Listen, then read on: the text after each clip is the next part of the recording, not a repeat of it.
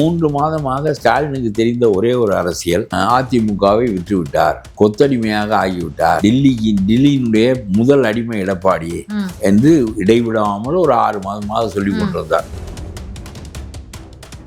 டில்லி இவருடைய கட்டுப்பாட்டுக்குள் இருக்கிறதா அந்த தேசிய கட்சி, அல்லது தேசிய கட்சியின் கட்டுப்பாட்டில் வருகிறாரா? விளக்க வேண்டும் என்ற ஸ்டாலின். பயந்து போய்விட்டாய் நீ, காங்கிரஸ் உன்னை எதிர்த்து கலகம் செய்த போது. திருமாவளவன் 2-3 வீடியோக்களை அவருடைய தொண்டர்களுக்கு பதிவிட்டிருக்காரு. தேர்தல் நடைமுறையில் நான் இது என்னோட கடைசி முறை அப்படின்னு ஒரு வீடியோ போட்டிருக்காரு. பெரும் மன வருத்தத்தில் அவர் இருப்பதாகவும். என்ன மன வருத்தம்? அவருக்கு என்ன எடப்பாடி எதுவும் மன வருத்தம் உண்டாக்குனாரா, இல்லை நயினார் நாகேந்திரன் உண்டாக்குனாரா? உனக்கு மன வருத்தம் திமுகவிலேருந்து தானே வருது. கூட்டணி இவ்வளோ ஸ்ட்ராங்காக இருக்காங்க, வெற்றி கூட்டணின்னு இருக்காங்க, எல்லா விஷயத்துக்கும் திமுகவுக்கு ஆதரவு கொடுக்குறாங்க கூட்டணி கட்சிகள். அப்படி இருந்தும் கூட புதிதாக ஒரு கூட்டணியை கூட்டிட்டு வந்து நல்லது. 26 கட்சி அந்த பக்கம் இருக்கிறது. ஸ்டாலினுடைய 5 ஆண்டு கால கேவலமான ஆட்சி இதோடு திமுகவை வீழ்த்தும், அவரோடு சேர்ந்து இவர்களும் வீழ்வார். இது நடக்கும்பா. கட்சியை வளர்க்கணும்னு நினைப்பாரா, இல்ல அமைச்சராகணும்னு நினைப்பாரா? மறுபடியும் திமுக வராது, அது தொலைஞ்சு போயிடும்.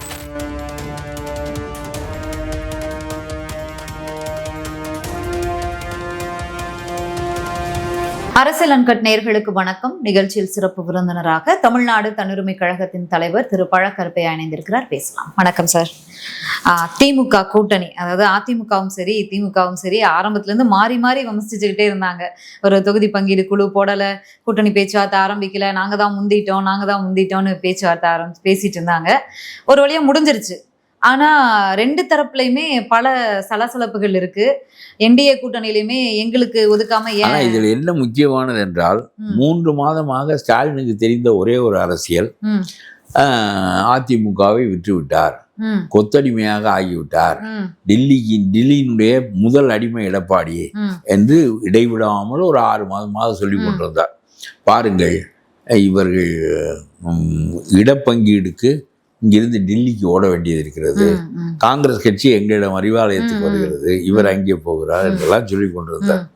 கடைசியில இப்பொழுது என்ன ஆனது என்றால், 27 இடங்களோடு அவர் வாசன் போன்ற சில கட்சிகளை உள்ளடக்கி 27 இடங்களுக்குள் முடித்து விட்டார்.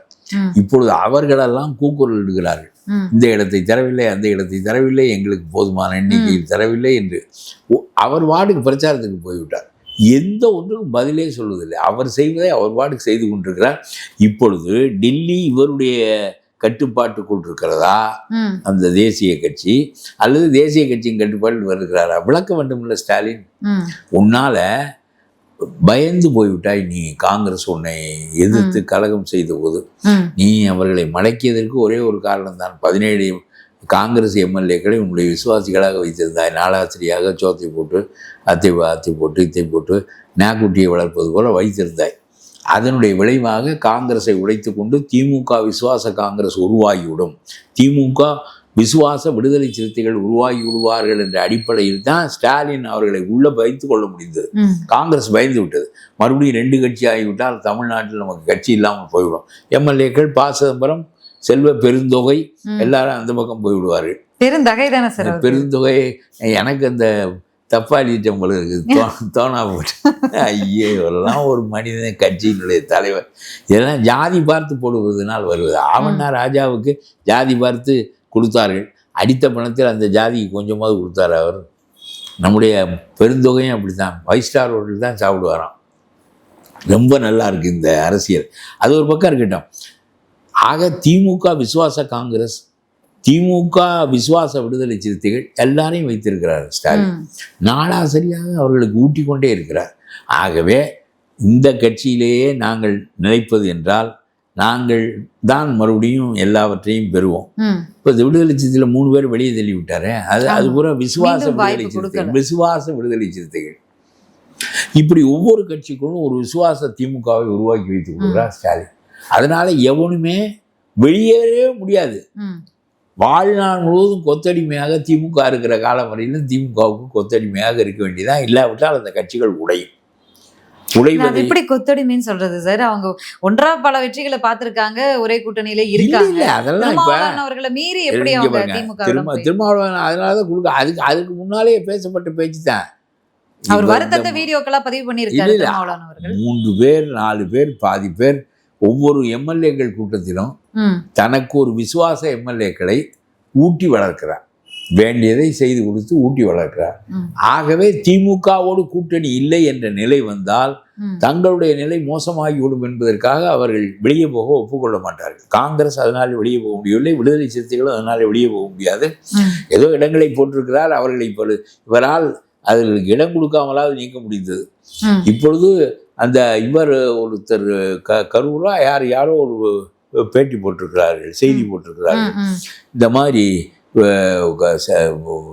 காங்கிரஸ் கட்சியினுடைய இடங்கள் விலைக்கு விற்கப்படுகின்றன காசு கொடுப்பவர்களுக்கு, ஜோதிமணியா என்று சொல்லி அவர் போட்டிருக்கிறார். இதை நீங்க தவறாக ஒரு தலைவனை தேர்ந்தெடுத்து விட்டால், அவனுடைய குணாம்சங்கள் என்னங்கிறத பற்றியே கவலை இல்லாமல் தேர்ந்தெடுத்து விட்டால் பிறகு இதுதான் கட்சிக்கு நடக்கும். எல்லா கட்சிகளும் கேவலமாகிவிட்டன. கம்யூனிஸ்ட் கட்சிகள்லாம் ஒன்றும் செய்யவே முடியாது. அவனால் நிற்க முடியாது தனிச்சு. அவன் 1% ஓட்டு தான் வைத்திருக்கிறான். சிபிஎம்மும் சிபிஐயும் 1% ஓட்டு தான். ஒரு காலத்தில் இந்திய பாராளுமன்றத்தில் எதிர்கட்சியாக இருந்தவர்கள், தமிழ்நாட்டில் மாற்று ஆட்சி கட்சியினராக 52 வந்தவர்கள் திமுக எழுந்திருப்பதற்கு முன்பு. அவர்கள் இன்றைக்கு என்ன நிலையில் இருக்கிறார்கள் என்றால், தொழிலாளிக்கு கேடு வந்தாலும் சும்மா அப்படி முனகி விட்டு சும்மா இருக்க வேண்டியதான். முனகுவார்கள். அந்த 12 hour ஷிஃப்ட்டுக்கெல்லாம் குரல் கொடுத்து கூட்டணியிலேயே இருந்தாலும் அதை மாற்ற பின்வாங்க வச்சாங்க. யார? ஸ்டாலின் அவர்களை. அதெல்லாம் அது ஸ்டாலினுக்கு நாட்டில் ஏற்படுகின்ற வெறுப்பை கண்டுதான் பயந்தார். இவனுக்கு இது என்ன இந்த 1% போயா வெளியே இருப்பார். அவர் ஒரு கொரியா செருப்பு கம்பெனிக்காக நாட்டினுடைய தொழிலாளர் சட்டத்தை 12 மணி நேரமாக ஆக்கி விட்டார் என்பது வாழ்நாள் முழுவதுக்கும் திமுகவை குடியொன்றி பதித்தோணும். அதை செய்து முடித்த பிறகுதான் இதற்கு சமாதானம் சொன்னார்கள். பாருங்கள், நம்முடைய நிதியமைச்சர் சொன்னார், தமிழ்நாட்டினுடைய தொழிலாளர் சட்டங்கள் நெகிழ்ச்சியற்றதாக இருப்பதாக. என்ன வார்த்தை அவர், நெகிழ்ச்சியற்றதாக, ஃப்ளெக்சிபிளா இல்லையா, நெகிழ்ச்சியற்றதாக இருப்பதாக கொரிய செருப்பு கம்பெனி கருதுவதால் நாங்கள் இந்த சட்டத்தை 8 மணி நேரத்திலிருந்து 12 மணி நேரத்துக்கு மாற்றுவோம். இந்த ஒரே ஒரு காரியத்துக்காக செருப்பால் அடித்து ஆட்சியை விட்டு துரத்த வேண்டும். இந்த சிந்தனை இதை நியாயப்படுத்தியது. சட்டமன்றத்தில் இதை நியாயப்படுத்திய போது கேட்டுக்கொண்டிருந்தாங்க இந்த கம்யூனிஸ்டுகள். பிறகு இவர்களுக்கு அது உடன்பாடு இல்லை என்பது இருக்கட்டும். கொதித்து எழ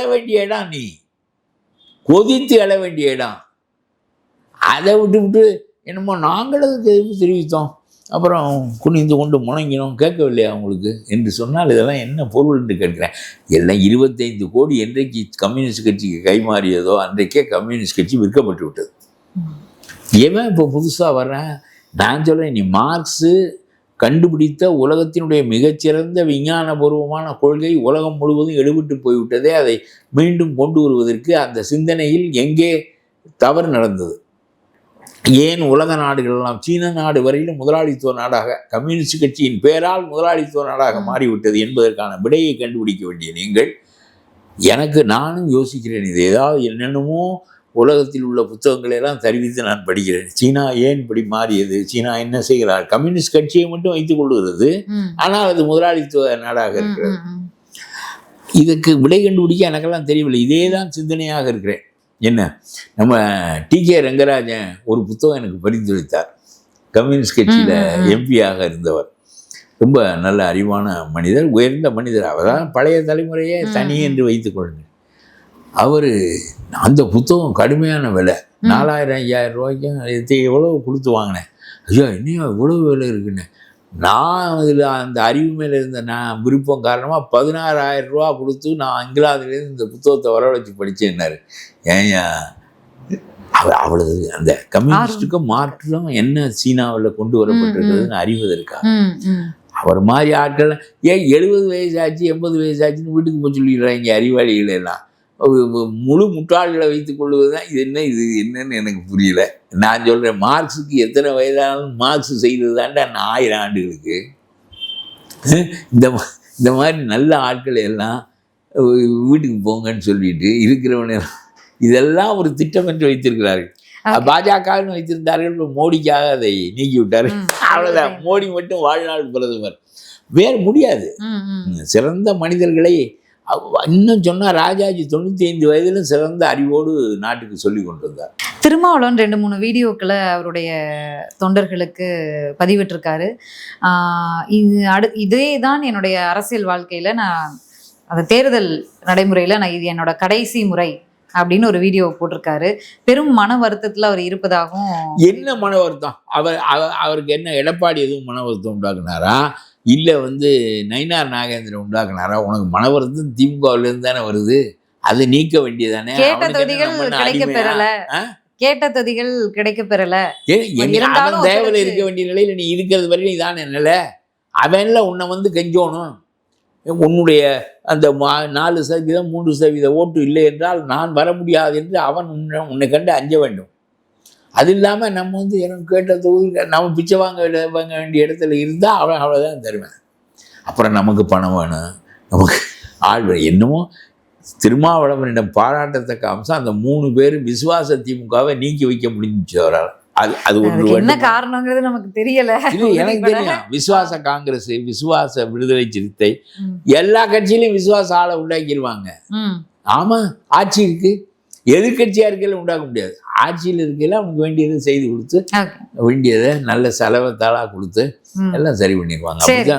எம்பியா இருக்காரு, அவருடைய பதவிக்காலம் இன்னும் இருக்கு. இருந்தா கூட சட்டமன்ற தேர்தல் அவருக்கு தான் தெரியும். நான் சொல்றேன், நீங்க வருத்தப்படுவதனாலெல்லாம் மரமரத்து போன மனமுடையவர்கள் நம்முடைய ஸ்டாலின் போன்றவர்கள். அவங்களுடைய வருத்தத்திற்காகலாம் அவர்கள் வருந்த மாட்டார்கள்.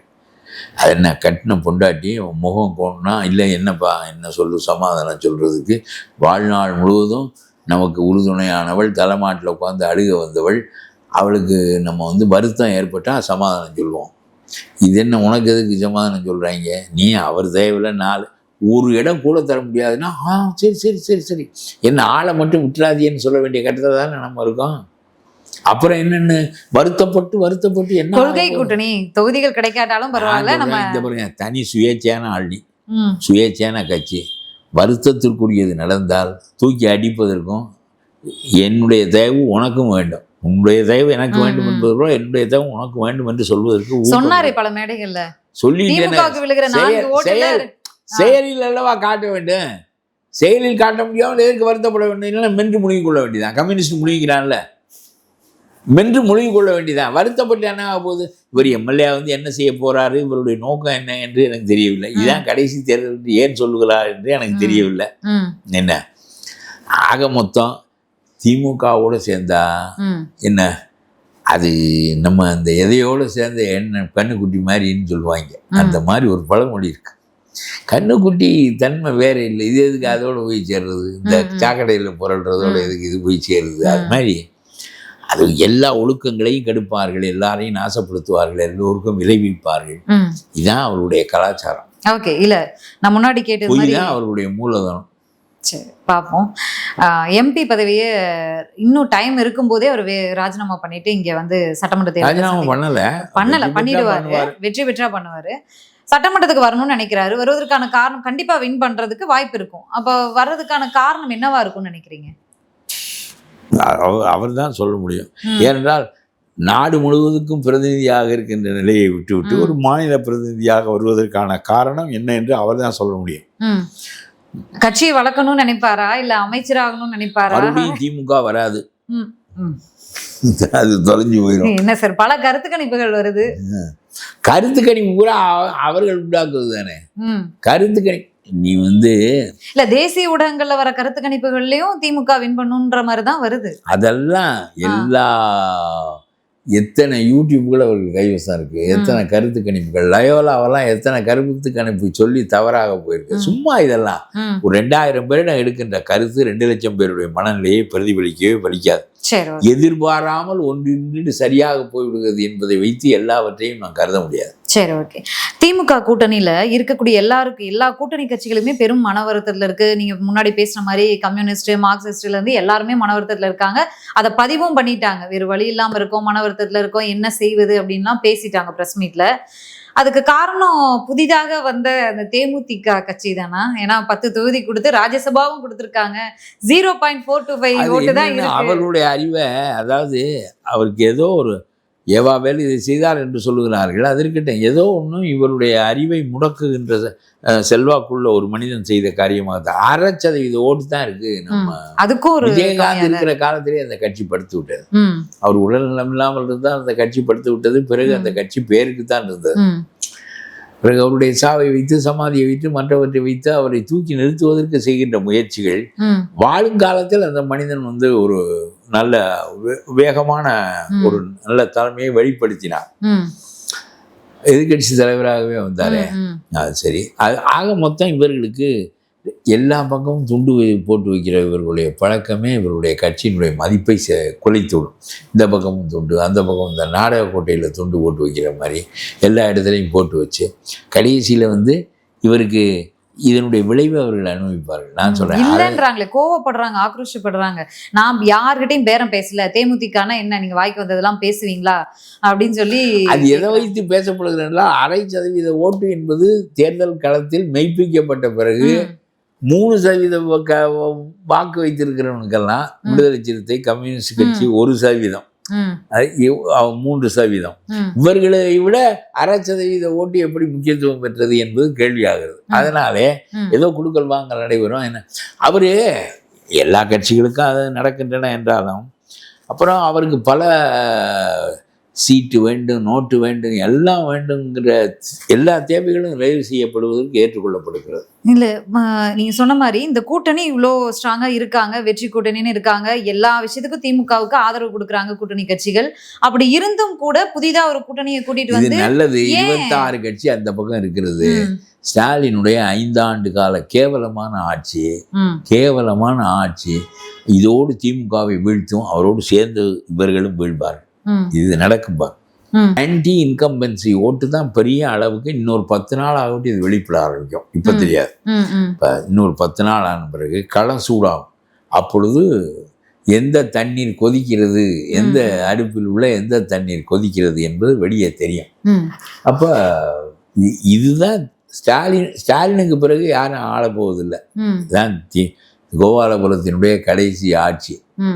அப்புறம் மீதமெல்லாம் இவர்களெல்லாம் புழலிலிருந்து நம்முடைய நெப்போலியன் எல்பா தீவில் சிறை வைக்கப்பட்ட போது பழைய காலத்தை கோட்டை மட்டும் போட்டு கொள்வாராம். இந்த ராஜாவா எம்பரராக இருந்தபோது என்ன கோட்டோ அந்த கோட்டு அழுக்கானாலும் வீசி கிடந்தாலும் மாற்ற மாட்டார் நெப்போலியன். அந்த பீடம் மாதிரி உயரமான இடத்துல உட்கார்ந்து கொண்டு வேலை செய்கிறவன் இருப்பான். அங்கே இவரை கைதியாக வைத்திருந்தாலும் சக்கரவர்த்தியாக இருந்தவர். அவனை அதே அதிகாரத்தோடு பேசிக்கொண்டு தன்னுடைய பழைய நினைவுகளை எல்லாம் வெளிப்படையாக வாய் விட்டு பேசிக்கொண்டு இப்படியே காலங்கழித்தார் என்பது போல இவர்களும் ஆகா நீதி கட்சியிலிருந்து தோன்றி கலைஞர் வந்தார், நாம் வந்தோம், எல்லாரும் வந்தார், ஆகா நம்முடைய பரம்பரை அதற்கு பிறகு வராமல் போய்விட்டதே என்று புழல் சிறையில் இருந்து கொண்டு அவர்கள் மீத கனவுகளை கண்டு காலத்தை கழிப்பார்கள் என்று நான் சொல்லுவேன். பெரும் பெரும் உங்க கருத்தா இல்ல வேற எப்படி அதை எடுத்துக்கிறது? கருத்து தான். ஓகே, புரியல. பட் நம்ம இங்க கண்டிப்பா யார் ஆளுங்கட்சியா இருந்தாலும் எதிர்ப்பு வாக்குகள் இருக்கும். ஆட்சியினுடைய இறுதியில மனக்குமுறல்கள் மக்களுக்கும் இருக்கும், எல்லாம் இருக்கும்.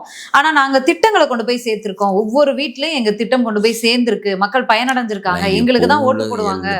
உள்ள திட்டங்கள் தான் அதெல்லாம் மாத்தி இப்ப தமிழ்நாட்டு திட்டங்களை பார்த்து மற்ற மாநிலங்கள்லாம் ஃபாலோ பண்ற அளவுக்கு காலை உணவு திட்டமாகட்டும், இல்ல மகளிர் உரிமை தொகை, இலவச கிடையாது.